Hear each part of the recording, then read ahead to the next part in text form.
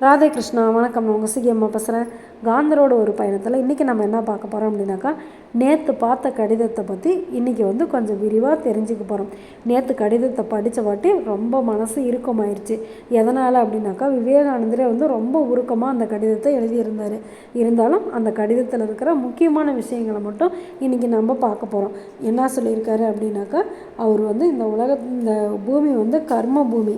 அதனால் இதில் நடக்கிற எல்லாத்துக்குமே நம்ம ஏற்றுக்கிட்டு தான் ஆகணும் அப்படின்னு சொல்லியிருக்காரு.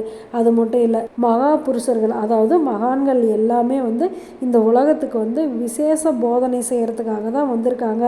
பெயருக்காகவோ புகழுக்காகவோ அவங்க வரல. ஆனால்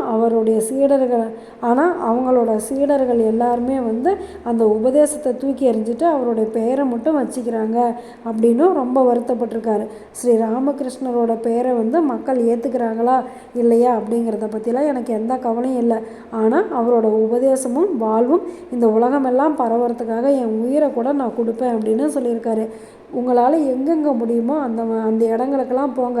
கிராமமாக போய் மக்களுக்கு கல்வி அறிவை புகட்டுங்க. அப்படி கல்வி அறிவு வந்துருச்சுனாவே அவங்களுக்கு எல்லா விஷயமும் தெரியும் அப்படிங்கிறாங்க.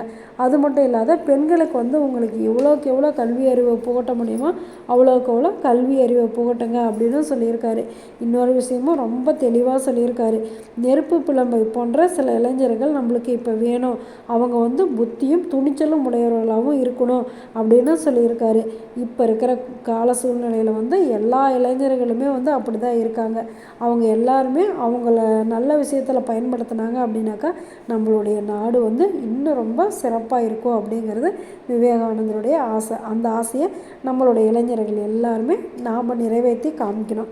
சரி, அதுக்கப்புறமேட்டு ஒரு மடம்னா எப்படி இருக்கணும், அதில் எத்தனை அறைகள் இருக்கணும் அப்படிங்கிறதெல்லாம் கூட அவர் ரொம்ப விளக்கமாக சொல்லியிருக்காரு. இதில் இன்னொரு முக்கியமான விஷயமும் சொல்லியிருக்காரு.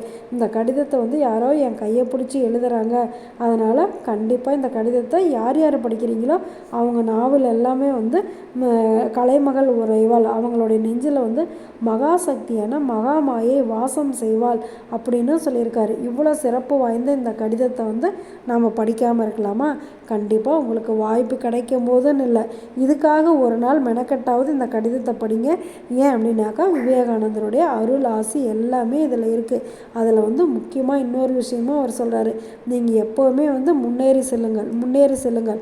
ஆணாக இருந்தாலும் சரி, பெண்ணாக இருந்தாலும் சரி, சண்டாளர் வரை அனைவருமே அவரது நோக்கில் புனிதர்களே, முன்னேறி செல்லுங்கள் அப்படின்னு சொல்லி ரொம்ப வலுக்கட்டாயமாக நம்மளையெல்லாம் சொல்கிறாரு. அதனால் கண்டிப்பாக விவேகானந்தர் எதிர்பார்த்த எதிர்காலத்தை நம்ம எல்லாம் கொடுக்கணும். இந்த கடிதத்தை மறுபடியும் நீங்கள் ஒரு தடவை படித்து பாருங்கள். நாளைக்கு யாருக்கு கடிதம் எழுதியிருக்காரு, அதில் என்ன சொல்ல போகிறாரு அப்படிங்கிறத பார்க்கலாமா? நல்லது நினைப்போம், நல்லதே நடக்கும், ஆனந்தமாக இருப்போம்.